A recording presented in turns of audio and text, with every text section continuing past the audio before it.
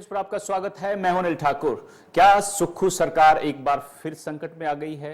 क्या एक बार फिर हिमाचल में सरकार पर जो है संकट आ गया है? आपको बता दें कि जयराम ठाकुर जो हैं हिमाचल के पूर्व मुख्यमंत्री, उन्होंने दावा किया है कि सरकार एक बार फिर संकट में है, जिससे हिमाचल सरकार पर खतरा छा जाएगा। 4 जून को देश में 2 सरकारें बनेंगी। इस पर जवाब देते हुए नेता प्रतिपक्ष जयराम ठाकुर ने जवाब दिया है कि इसमें थोड़ा वक्त लग सकता है, लेकिन संभावनाएं खत्म नहीं हुई, क्योंकि सीपीएस का मामला कोर्ट में पड़ा हुआ है। इसका फैसला आएगा जिससे सरकार संकट में है और ये होकर रहेगा। प्रदेश के मुखिया सुखविंदर सिंह सुक्खू ने उपचुनाव में 4 सीट जीतने पर कहा है कि ये जनबल की जीत है और धनबल की हार है। लोकसभा चुनाव में हम हार पर मंथन करेंगे। वहीं जयराम ठाकुर ने सीएम सुक्खू से नैतिकता के आधार पर इस्तीफा मांगा है। नेता प्रतिपक्ष और पूर्व मुख्यमंत्री जयराम ठाकुर ने कहा कि हिमाचल प्रदेश में सीएम सुक्खू की अगुवाई वाली कांग्रेस पार्टी की सरकार जनादेश को खो चुकी है। राज्यसभा की सीट हारने पर कांग्रेस विधायकों का बहुमत जो है वो खो चुकी थी, लेकिन अब तो जनता जनार्दन में भी अपनी लोकप्रियता कांग्रेस जो है वो खो चुकी है। इस बार कांग्रेस की 61 विधानसभा क्षेत्रों में हार हुई है। मुख्यमंत्री के विधानसभा क्षेत्र नादौन में भी बीजेपी को 2143 वोट से लीड मिली है, ये जयराम ठाकुर ने कहा। सरकार के 10 मंत्री अपने अपने विधानसभा क्षेत्रों में लोकसभा चुनाव हारे हैं। जयराम ने कहा कि 6 उपचुनाव में से 2 जगह जीतने में भाजपा सफल हुई है। कांग्रेस पार्टी इसका आनंद ले रही है कि सरकार जो है वो बच गई। जयराम ने कहा कि सरकार को प्रदेश के विकास की चिंता नहीं है, चिंता ये है कि सरकार कैसे बचाई जाए। पूरी ताकत इसी पर लगी है। आने वाले वक्त में भी यही स्थिति रहने वाली है। निर्दलीय के इस्तीफे स्वीकार नहीं किए गए। पहले इस्तीफे स्वीकार किए होते तो चुनाव एक साथ होते। कांग्रेस को यह लग रहा था कि इस्तीफे स्वीकार होने से सरकार चली जाएगी, लेकिन ठीक उपचुनाव नतीजों से एक दिन पहले निर्दलीय के इस्तीफे जो हैं वो स्वीकार किए गए। सरकार बचाने के लिए ये सब किया गया। अभी टेक्निकल ग्राउंड पर सरकार चल रही है। जनता का जनादेश जो है वो सरकार के खिलाफ आ गया है। कांग्रेस 68 में से 61 विधान क्षेत्रों में लोकसभा चुनाव हारी है, इसलिए मुख्यमंत्री को नैतिकता के आधार पर इस्तीफा देना चाहिए। जयराम ने कहा कि सुक्खू उन्हें खराब निर्देशक कहते थे, लेकिन हमारी फिल्म जो है वो हिट रही है। सुनिए क्या कुछ कहा है जयराम ठाकुर ने। जानबूझ करके सरकार बचाने के लिए, सरकार के लिए इस प्रकार से ये फैसला लिया गया कि ये चुनाव एक साथ नहीं होने चाहिए। चुनाव आज हो चक्कर हो, परिणाम मुझे लगता है कि बहुत प्रभावित नहीं होगा। परिणाम आएगा और सरकार फिर संकट में होगी। अभी टेक्निकल ग्राउंड पर सरकार चल रही है और जहां जनता का जो जनादेश है वो सरकार के खिलाफ आ गया है।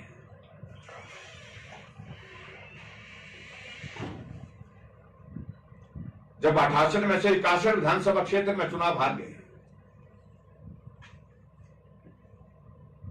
और इसलिए नैतिकता तो यह बनती है कि मुख्यमंत्री को, इससे पहले मुझे लगता है कि शायद कांग्रेस पार्टी के हाईकमान भी संज्ञान लेगी, मुझे मालूम नहीं लेगी या नहीं लेगी क्या है, लेकिन बातें तो सुनने को आ रही, संज्ञान ले रही है। इससे पहले कि कांग्रेस पार्टी का नेतृत्व कोई और नेतृत्व पर विचार करे, सम्मानजनक स्थिति में मुख्यमंत्री को त्याग पत्र देना चाहिए, क्योंकि वो 68 में से 61 विधानसभा क्षेत्र में चुनाव हार गए।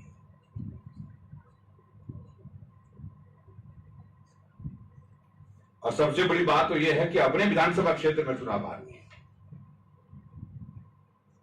क्योंकि आप में से मुझे लगता है कि पत्रकार मित्र हमारे आप पूछेंगे हमसे कि भी 4 तारीख का जिक्र किया था, हमने कहा कि सरकार एक नहीं 2 बनेगी। इसमें थोड़ा सा समय लग सकता है, लेकिन संभावना समाप्त नहीं हुई है, क्योंकि सीपीएस का जजमेंट जो है रिजर्व हुआ पड़ा है 6 विधायकों का, जो आना ही आना है। मैं उम्मीद करता हूं जैसे ही कोर्ट खुलेंगे हिमाचल प्रदेश में, उसके बाद वो जजमेंट भी आएगी तो सरकार फिर संकट में होगी।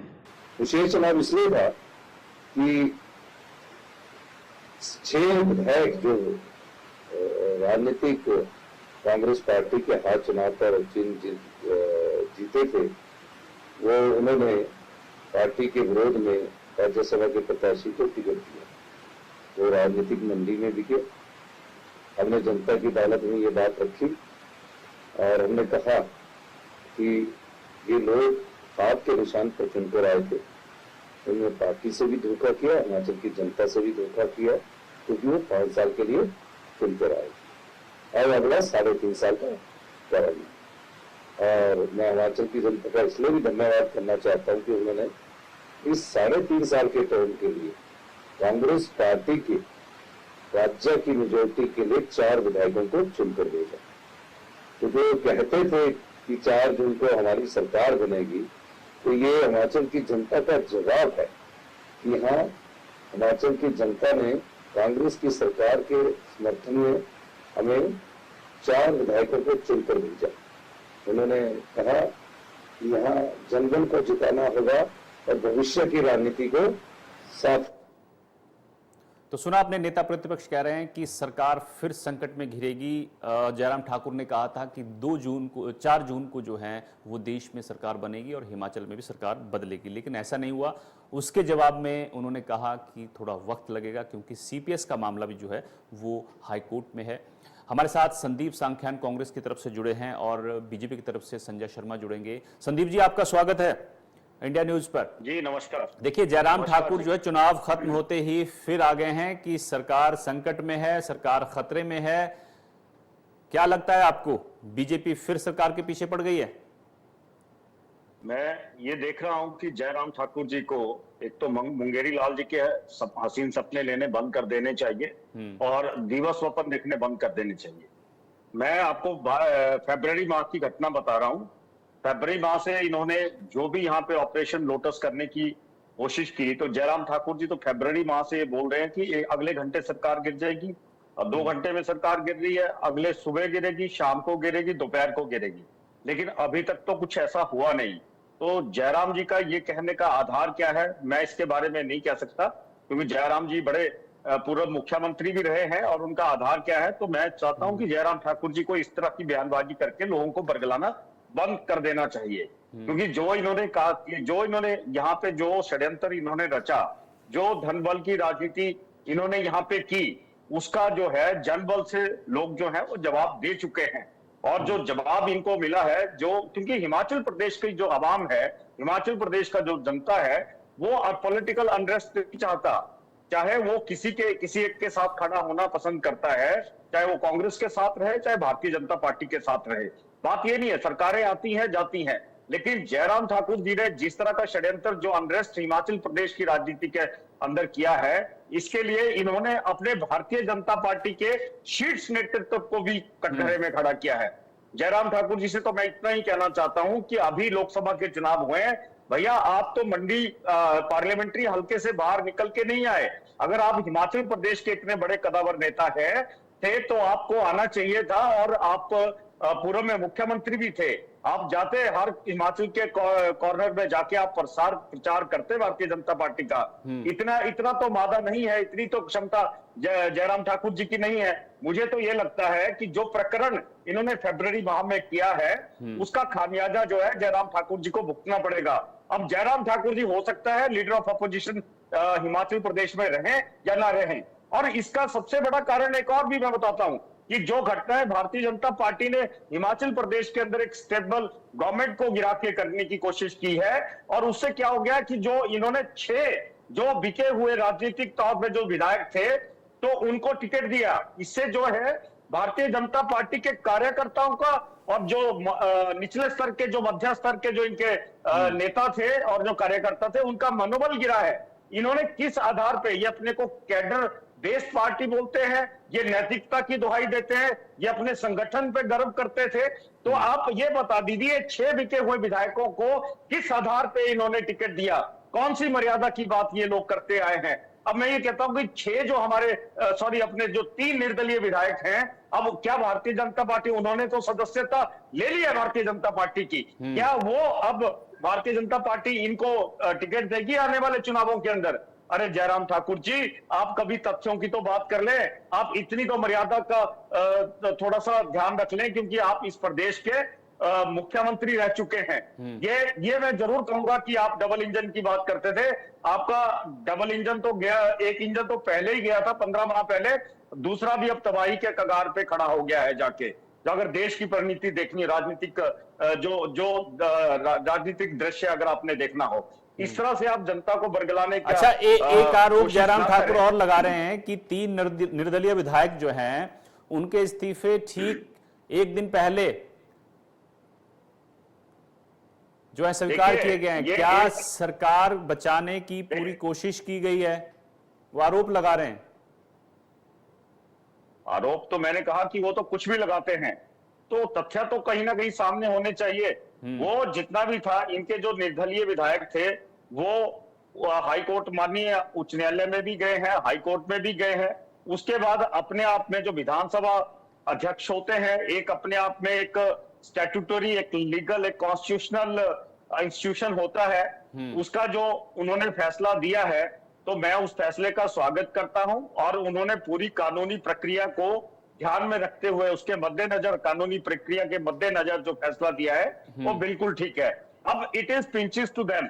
ये जयराम जी को लगता है कि कांग्रेस जिस रणनीति के तहत काम कर रही है, तो इनका बड़ा से बड़ा जो एक फेल्योर होने वाला है, इनकी असफलता जो है वो सामने आ रही है। तो इस वजह से इस तरह के जो मनगढ़ंत आरोप है ये लगा रहे हैं। इनके आरोपों में कोई तथ्य नहीं है। अब बरगलाने के लिए अब ये कहे कि इनका जो दर्द है, ये मुख्यमंत्री रहे हैं तो ये माननीय रहे हैं, तो मैं ये कहता हूं वो दर्द जो कहीं ना कहीं छलकता जरूर है। तो आज जयराम जी की हालत मंडी में भी ये रही कि आप मंडी का म्युनिसिपल कॉर्पोरेशन का चुनाव देख लें, आप मंडी के विधानसभा के चुनाव देख लें, आप मंडी के लोकसभा के चुनाव देख लें। ये ठीक है कि वहां पे भारतीय जनता पार्टी को बढ़त मिली है, लेकिन जयराम जी ने अगर काम किया होता तो मंडी जो पूरा जिला है उससे बाहर निकल के आते, लेकिन उन्होंने वहां काम नहीं किया। सिर्फ इन्होंने अपने क्षेत्रवाद के नाम के ऊपर जो है वहां पे जनमत हासिल करने की कोशिश की थी, और वो ठीक है, उसके अंदर कामयाब भी हुए। लेकिन मैं कहता हूं कि अगर आप इस तरह के आरोप लगा रहे हैं जयराम जी, आप एक पढ़े लिखे मुख्यमंत्री हैं, और मेरे ख्याल में आप विद्यार्थी परिषद में भी आपने काम किया है, आरएसएस में भी आपने काम किया है, युवा मोर्चा में भी शायद आपने काम किया, भारतीय जनता पार्टी में तो आप काम कर ही रहे हैं। लेकिन आप इस तरह के आरोप जो लगा रहे हैं, ये एक स्वच्छ राजनीति का हिस्सा नहीं हो सकते, एक शुद्ध राजनीति का हिस्सा नहीं हो सकते। तो आप लोगों को ये बातें जो हैं वो शोभा नहीं देती हैं, और अब तो परिणाम भी आ चुके हैं सबके सामने। लोगों ने सारे के सारे दूध का दूध और पानी का पानी बिल्कुल साफ कर दिया है, और आपके आरोपों की क्या सीमा है, क्या सच्चाई है, ये तो जयराम ठाकुर ही बता सकते हैं। अच्छा, एक और बात कह रही है बीजेपी की, विक्रमादित्य को मंडी भेजकर बलि का बकरा बनाया गया। अब जयराम ठाकुर जी से मैं कहना चाहता हूं कि जब धूमल जी को टिकट दिया था और वो चुनाव हार गए थे, तो क्या उनको बलि का बकरा बनाया था? तो इस तरह की बातें करनी जो होती हैं एक कदावर नेता के लिए, ये शोभनीय नहीं होती। विक्रमादित्य जी ने, उन्होंने खुद अपने आप यहां से चुनाव लड़ने के लिए उन्होंने हामी भरी थी, और उनका पार्टी संगठन, पार्टी कार्यकर्ताओं ने पूरा साथ दिया है। लेकिन एक चीज थी कि ठीक है, मंडी में आप थे, मंडी में विक्रमादित्य जी की एक बात ध्यान रखें कि मंडी में विक्रमादित्य जी की लड़ाई जो थी वो कंगना जी से नहीं थी, उनकी लड़ाई मोदी जी से थी, उनकी लड़ाई जयराम ठाकुर जी आपसे थी। तो विक्रमादित्य जी जितना बढ़िया परफॉर्म करके आए हैं, आप कंपैरिजन करके देखिए 2014 के चुनाव, 2019 के चुनाव और आज के चुनाव, इसके अंदर कितना वोट कांग्रेस का बड़ा है, कितनी वोट परसेंटेज जो है कांग्रेस की बड़ी है, ये आप देख लीजिए। विक्रमादित्य जी की जिसको आप हार कहते हैं, ठीक है मैं मानता हूं, आप ब्लैक एंड व्हाइट पे इसको हार कह सकते हैं, लेकिन विक्रमादित्य सिंह ने जो लोगों के दिलों में जगह बनाई है वो उसको आप नहीं नकार सकते। विक्रमादित्य सिंह ने जिस तरह से परफॉर्म किया है, कांग्रेस पार्टी ने जिस तरह से परफॉर्म किया, क्योंकि आपने तो हमेशा धन बल की लड़ाई लड़ी है, आपने कांग्रेस के अकाउंट्स तक को सीज करवा दिया था। आपको याद है कि कांग्रेस ने सिर्फ जनबल के ऊपर इलेक्शन लड़ा है, अपने कार्यकर्ताओं की, अपनी नीतियों की, अपनी पॉलिसीज के ऊपर चुनाव लड़ा है, हर लोकसभा क्षेत्र के अंदर, हर विधानसभा क्षेत्र के अंदर जहां पे उपचुनाव हुए हैं। लेकिन आपने आप खुद ही बता दें, अपने दिल पे हाथ रख के बताएं कि आपने एक विधानसभा के अंदर आपका कितना खर्चा किया गया भारतीय जनता पार्टी के द्वारा, और वो पैसा कहां से आया। मैं बता देता हूं, आपका एक एक सभा के अंदर जो आपकी एक कार्यकर्ता बैठता था, एक कुर्सी वहां पे लगती थी, उस कुर्सी का जो खर्चा है वो आपका 1200 से 1500 रुपए तक आता था। आपने प्रति विधानसभा क्षेत्र जो है 2 करोड़ रुपए खर्च किए हैं। चलिए, बीजेपी की तरफ से संजय शर्मा जुड़ गए हैं। सांख्यान जी, आई सांख्यान जी, बीजेपी की तरफ से संजय शर्मा जुड़ गए हैं। संजय शर्मा जी, भाजपा चुनाव खत्म होते ही फिर दावा कर रही है कि सरकार संकट में है, आज नहीं तो कल। क्यों लग रहा है ऐसा भाजपा को? क्योंकि 4 विधायक तो जिताकर भेज दे जनता ने। जी, निश्चित तौर पे देखिए, जिस तरह का मैंडेट जो है वो सरकार को मिला था, ये 40 स्वयं थे और 3 इनके पास जो है वो निर्दलीय विधायक थे। लेकिन मुख्यमंत्री की, मैं बार बार कहता हूं, आपके चैनल पे भी बहुत बार बोला है कि मुख्यमंत्री के अक्खड़ स्वभाव की वजह से इनके जितने विधायक थे वो इनके साथ टिक नहीं पाए, क्योंकि वो मुख्यमंत्री की कार्यप्रणाली से संतुष्ट नहीं है, क्योंकि वो जनता का सामना अपने विधानसभा क्षेत्रों में नहीं कर पाते हैं, क्योंकि मुख्यमंत्री एक विशेष मित्र मंडली बिठा करके अपना मुख्यमंत्री कार्यालय चला रहे हैं, और मुख्यमंत्री कार्यालय जो है वो हमेशा जो है वो कहीं ना कहीं विवादों के बीच में घिरा रहा है, चाहे वो भ्रष्टाचार के आरोप हों, चाहे वहां पे मंत्रियों के कार्यालय के अंदर हस्तक्षेप करने की बात हो। इनके मंत्री हैं लोक निर्माण मंत्री, उन्होंने स्वयं जिस दिन 6 विधायकों ने इनका साथ छोड़ा है, उसके अगले दिन वो प्रेस कॉन्फ्रेंस करते हैं और सुबह कहते हैं कि मुझे स्वतंत्र रूप से काम नहीं करने दिया जा रहा, क्योंकि मेरा जो है वो संबंध, क्योंकि मैं वीरभद्र सिंह का बेटा हूं, और मेरे पिता को वहां पे मूर्ति तक लगाने का हमने जो एक भावना हमारी रही है, उस भावना तक का सत्कार जो है वो मुख्यमंत्री ने नहीं किया है, इसलिए मैं यहां पे इस्तीफा दे रहा हूं। तो जब इतने असंतोष के बीच में सरकार चल रही हो तो वो सरकार लंबा नहीं चल सकती, ये भारतीय जनता पार्टी का कहना है। और आप देखेंगे आने वाले समय के अंदर जिस तरह ये 4 उपचुनाव जीत करके ये अपनी पीठ थपथपाने का काम जो है वो स्वयं ना करे, ये काम जनता का है, उसको करने दे। और आपने जो है, आप भारतीय जनता पार्टी के ऊपर आरोप लगा रहे हैं कि आपने चुनाव के अंदर पैसा खर्चा, क्या आपने फ्री में चुनाव लड़ा? अब जो घपले आप जो है वो नेशनल हेराल्ड और सारे जितने भी घपले जिसको लेकर के इनकी नेता सोनिया गांधी, राहुल गांधी सब जो बेल पे हैं, वो बताएं कि उन्होंने कौन सा ऐसा कार्य किया है जिसके लेकर के जो है भारतीय जनता पार्टी ने भारतीय जनता पार्टी की सरकार ने ऐसा केस दर्ज करवा दिया। वो आपकी अपनी करनी है, आपने अपने पैसे स्विस बैंक में जमा करवा करके अगर आप अपना राजनीतिक दल चलाना चाहते हो और आप जनता की तरफ देखना चाहते हो, जनता की जेब में चोरी करके पैसा आपने कमाया, संदीप जी, और आरोप आप भारतीय जनता पार्टी के ऊपर लगाते हैं। संदीप जी जवाब दीजिए। ये कह रहे हैं कि मुख्यमंत्री अकेले ही, इनको तो इस बात का जवाब देना चाहिए। पूरे प्रदेश के अंदर 68 विधानसभा क्षेत्रों में से 61 विधानसभा क्षेत्रों में भारतीय जनता पार्टी जो है वो लीड करके आई है। आप पूरे प्रदेश के अंदर 4 लोकसभा क्षेत्रों के अंदर केवल 7 विधानसभा क्षेत्र हैं जहां पे आपको थोड़ा बहुत मार्जिनल लीड मिली है। जवाब दीजिए संदीप जी, आप कुछ कहना चाह रहे हैं? सर, मैं जो भारतीय जनता पार्टी है, मैं इनसे ये क्या पूछना चाहता हूं कि पिछले 10 साल के अंदर आपने जितना ईडी और सीबीआई का दुरुपयोग किया है, तो आप कांग्रेस के खाते क्यों नहीं स्विस बैंक से खुलवा सके? क्यों आपने इन्वेस्टिगेशन किया? आपने 6-6, 10-10 घंटे राहुल जी को बिठा के रखा, आपने सोनिया जी को बिठा के रखा, आपने प्रियंका जी को बिठा के रखा।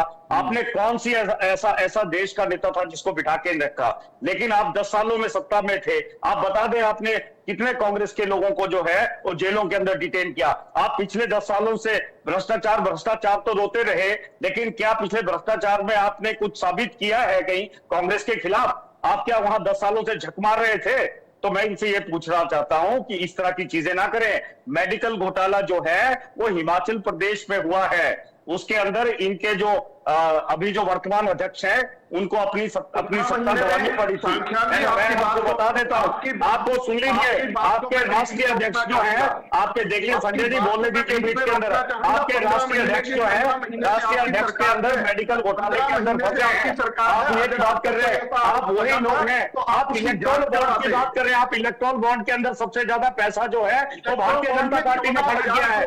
आपने नीतियां बनाई, आपने जो नीतियां बनाई वो कॉर्पोरेट नीतियां बनाई और कॉर्पोरेट के लोगों के साथ अंडर द टेबल आपने जो है वो नेगोशिएशन की है भारतीय जनता पार्टी के लोगों ने। अब मैं बताता हूँ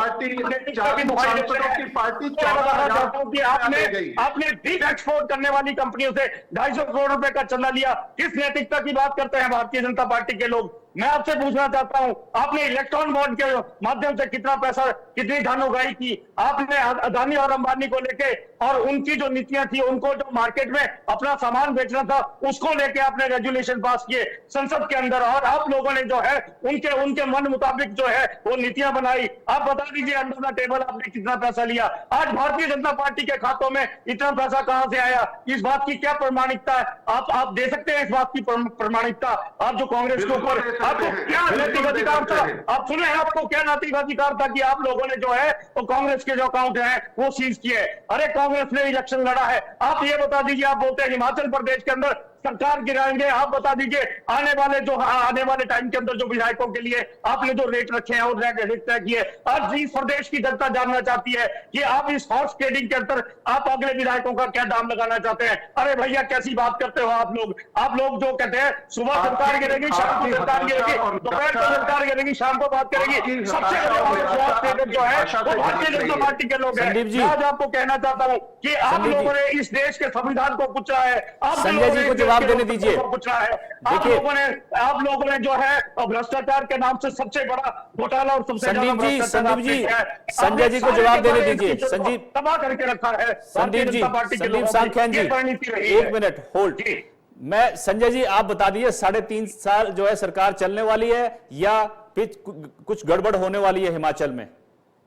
देखिए, सरकार अपने बोझ से गिरेगी। 2 तरह के बोझ होते हैं, एक तो यह कि बहुत बड़ा बहुमत मिला हो।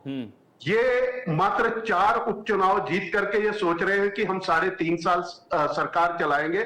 सरकार अपने ही द्वंद्व से मैं आपको बताना चाहता हूं संजय जी, जिस तरह कर रहे हैं, मैं आपके पास आ रहा हूं संदीप जी मैं आ रहा हूं। इन्होंने किया है इस प्रदेश के अंदर। मैं संदीप जी आपके पास आ रहा हूं। संदीप जी, सांख्यान जी मैं आपके पास आऊंगा, इनकी बात सुन लीजिए। आप हिमाचल प्रदेश की देवधारा को दूषित करना चाहते थी भारतीय जनता पार्टी। आज सबसे बड़े हॉर्स ट्रेडर आप हैं। आप बता दिए, आपने सीआरपीएफ आपने भेजी, हेलीकॉप्टर आपने भेजे, होटल के अंदर विधायकों को आपने किडनैप करके रखा। अरे आपने जबरदस्ती भारतीय जनता पार्टी की जो भारतीय जनता पार्टी ज्वाइन नहीं करते हैं, आप उनको ईडी और सीबीआई से डराते रहे। आपने ये चीज यहाँ पे हिमाचल प्रदेश के अंदर देखी। हिमाचल प्रदेश की जनता ने 4 विधानसभा जिता के दी है और हमारी सरकार जो है वो बिल्कुल स्टेबल गवर्नमेंट है और भारतीय जनता पार्टी इस तरह से एक्सपोज हुई है। ये 400 बार आज 240 के ऊपर सिमट के आ गए हैं। ये गजब है। और जो नैरेटिव भारतीय जनता पार्टी ने सेट किया था, आज वो सारा के सारा नैरेटिव जो है वो डिस्ट्रॉय हो चुका है। वो सारा के सारा नैरेटिव जो है वो धूमिल हो चुका है। ये तो असलियत है भारतीय जनता पार्टी के। अरे अयोध्या का नाम लेते हैं और अयोध्या के अंदर जाके वहां पे हार रहे हैं चुनाव। आज उत्तर प्रदेश के अंदर देख लीजिए भारतीय जनता पार्टी की संजय जी क्या हुई है। बहुत बहुत शुक्रिया आप लोग जुड़े हमारे साथ। अगर आप संदीप जी, संजय शर्मा जी बहुत बहुत शुक्रिया, आपने अपनी बात रखी। संदीप जी और संजय जी बहुत बहुत शुक्रिया इंडिया न्यूज से बातचीत करने के लिए। तो हिमाचल में चुनाव तो खत्म हो गए, लेकिन अब सरगर्मियां फिर से बढ़ने लगी है। ये जयराम ठाकुर ने दावा किया है कि सरकार अभी भी सेफ नहीं है। सीपीएस का जो फैसला है वो रिजर्व है, उस फैसले के आने के बाद सरकार फिर संकट में आएगी। लेकिन सुखविंदर सिंह सुक्खू कह रहे हैं कि जो जनता है हिमाचल की 4 विधायक जिताकर भेजे हैं, 3.5 साल पूरी सरकार चलेगी। लेकिन जब हाईकोर्ट का फैसला आएगा उसके बाद देखना होगा क्या होने वाला है। फिलहाल मेरे साथ इतना ही।